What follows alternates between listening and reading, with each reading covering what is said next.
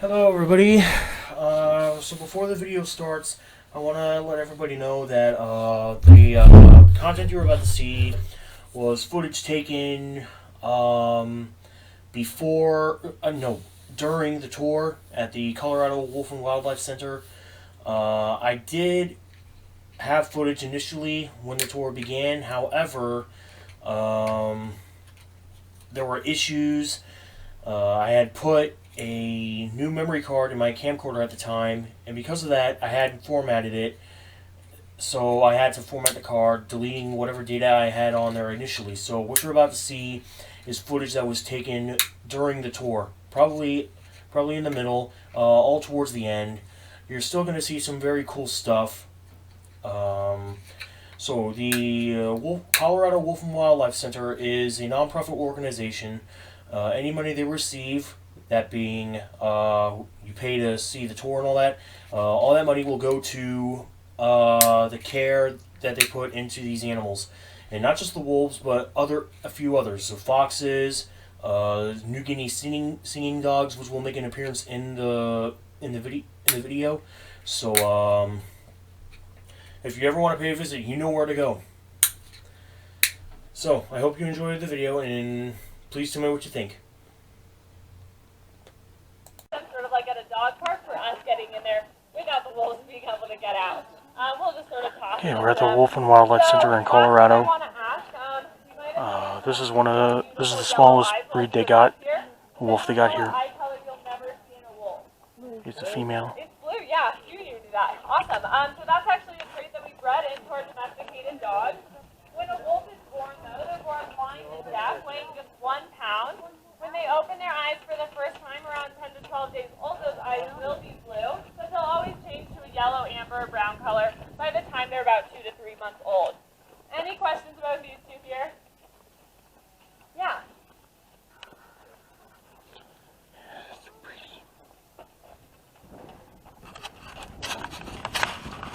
Hold on a second, sorry. Yes. Yes, they do howl, and Tala, our gossip girl, is very, very chatty. She loves howling, and we'll hopefully get a chance to hear it at the end of the tour. We're going to do a group howl, and we'll see if they'll join us for that. Any other questions here? Yeah.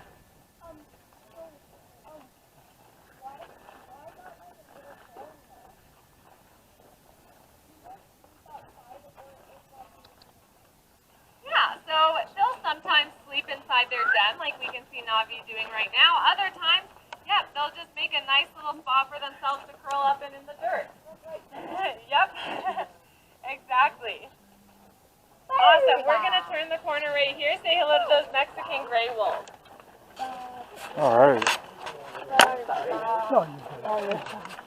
All right, so these two are actually in the sort of L shape of their enclosure over here, so you'll have to look through a few fence lines to see them. But we do have our two Mexican gray wolves, Diego and Dakota. So they are brothers. They're 4 years old. They were actually born in the wild. I said I'd talk more about what's going on with those Mexican gray wolves. So today we have 186 between Arizona and New Mexico. They were actually extinct in the United States by the 1980s. At that point, we decided to go down to Mexico, see if we could capture some of theirs to boost up those population numbers back in the States. We found just 5 remaining. Now, one is a capable breeding female, so we hadn't totally blown it, but as you can imagine, as I alluded to earlier, that poor girl had a very, very big job ahead of her. So her and just 6 males, 2 from captivity, repopulated the entire subspecies. We have 186 today, so very good job to them. But like I said, big issue for genetic diversity. So these two are part of a cross-fostering program. That's how we're trying to boost those genetics. So as pups, they were taken from their den and swapped with 2 pups born in captivity who had better, more different genetics than that pretty inbred pack.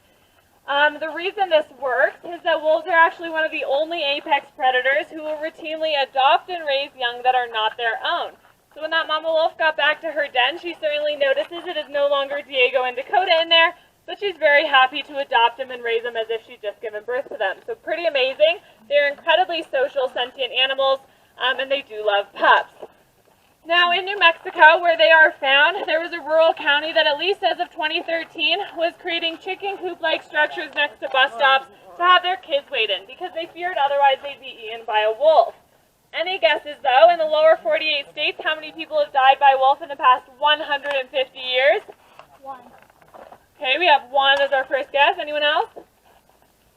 25. 25. The answer is 0. So it's never happened. It's highly, highly unlikely to happen because wolves are actually pretty afraid of us. We nearly pushed them to extinction, right? We all saw those maps. They actually raised their pups to fear and stay away from us. So it's a very misplaced fear. You are actually more likely to die by a coconut hitting you on the head, a vending machine crushing you, or a flying beach umbrella. All 3 of those things, I'm not kidding, kill more people every single year than wolves literally ever have. Now, last thing I want to say, when Colorado passed Proposition 114 to get wolves back into the state, there was some concern from some ranchers that wolves were going to eat their livestock. The most recent estimates show that wolves are responsible for just 0.2% of cattle death across the United States. That number is down to below 0.1% in the northern Rockies region. And there are so many potential benefits, again, to that reintroduction.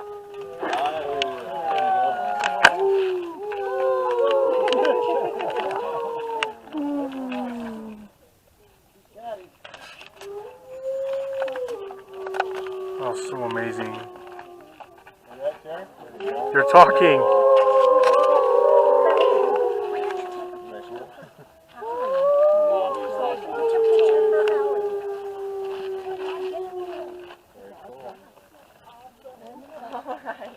Yeah, I told you she was chatty. Gossip girl.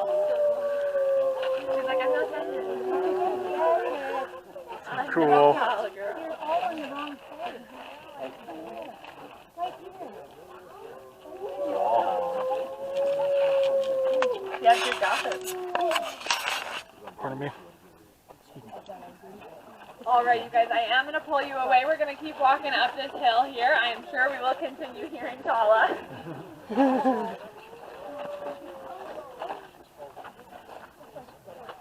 That was so cool. Hold on, no. Seagulls howling again.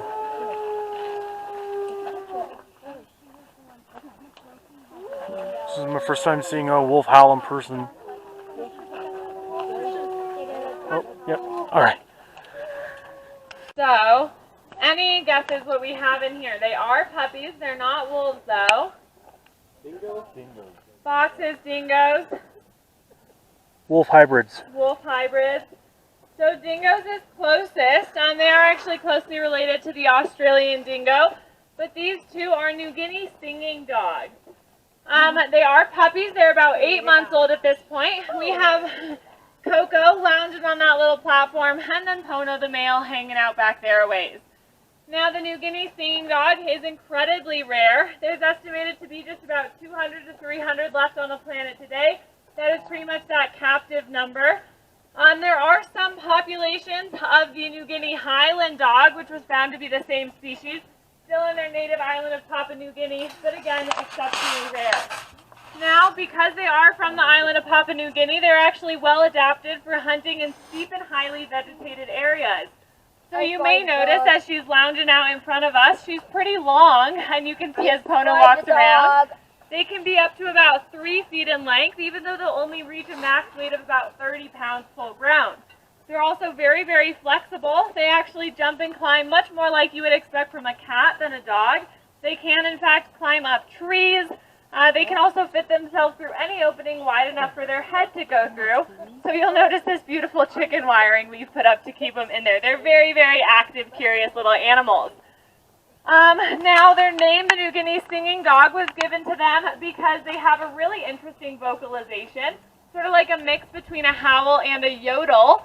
On a sonogram, it has been shown to be very similar to the song of a humpback whale, which is quite cool. These 2 are still quite young. They test out their singing voices every once in a while. They don't have that full sound yet, but keep an ear out for them when we do our group howl in just a moment to see if they'll join in with us. Last thing I want to say, they do actually have a fossil record dating back at least 6,000 years, so they're considered living fossils. And then as far as classifying them, they're sort of right on that borderline between a wild and domesticated dog. It has been a big challenge actually to properly classify these guys. So any questions about our pups here? Yeah. I see they have collars on. Yeah. So a lot of that has to do with the fact that they are actually sort of quite new here at the center. So they're still getting used to their larger enclosure, especially Mr. Pono. So we're trying to do some training. And then with Coco, we're also actually trying to... There she goes again. Okay, I'm going to talk over him for a sec. We're hoping Coco may be able to be an ambassador animal at some point. She's very, very social, loves meeting people, and it's a really rare species, so we think that'd be super cool. So then she would have to, walk on a leash, everything like that, so we're trying to work with some of those skills as well. Yeah? What are like the fur? That is a wonderful question. So you may have noticed this in some of our enclosures. So we do throw different bones and furs in there with them for them to chew on, carry around, keeps them happy, keeps their mouths really healthy actually as well. So we do throw those into our enclosures for them. Oh, now they're done. She's like, no, now that you stopped talking. We'll head this way. Say hello to our last wolf on the tour here. All right, you guys. So in this enclosure here, right here, we do have Smilin. We do have Kikoa. He's the oldest wolf here at the center right now at 14 years old, and he is also our heaviest. So any guesses how much Kikoa weighs?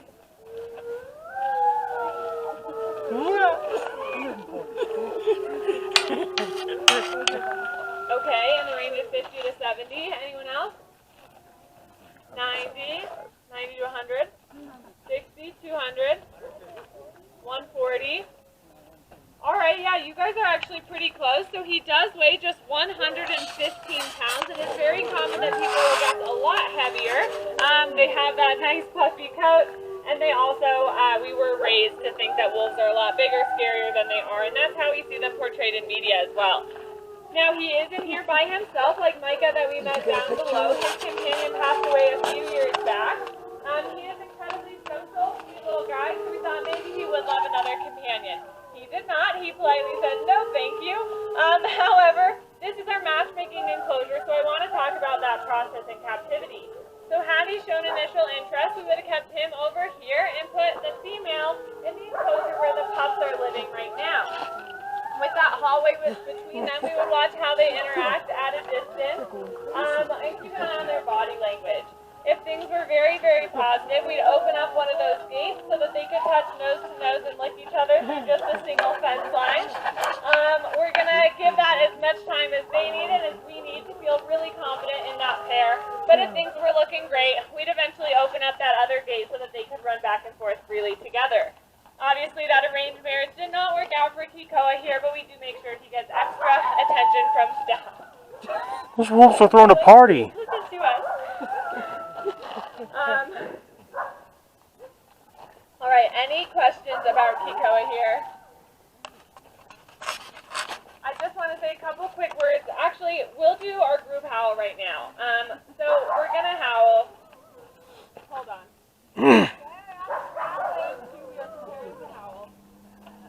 Okay, so we're a howl. Group howl, let's go. How to howl. What we're going to do is say the word howl, get it as high pitched as you can, and hold it a lot longer than you normally would.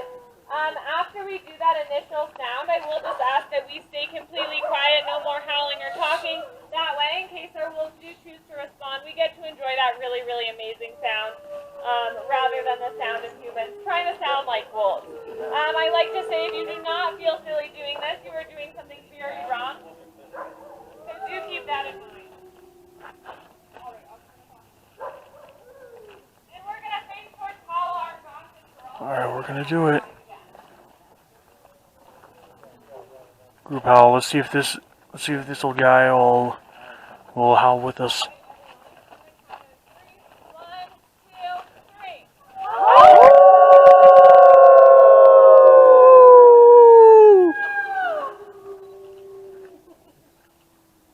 3. Are you?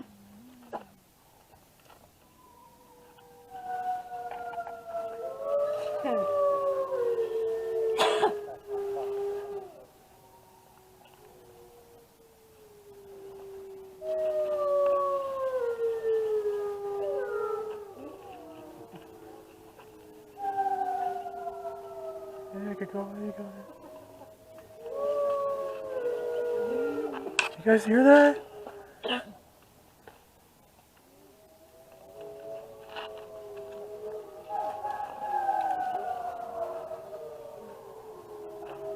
That is so amazing.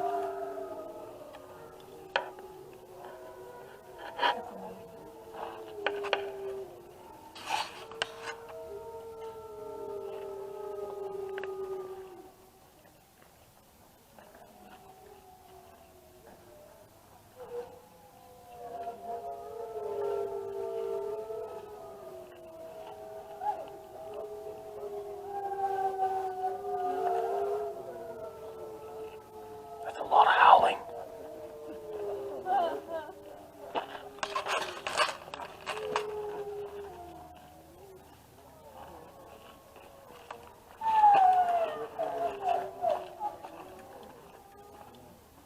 That over there.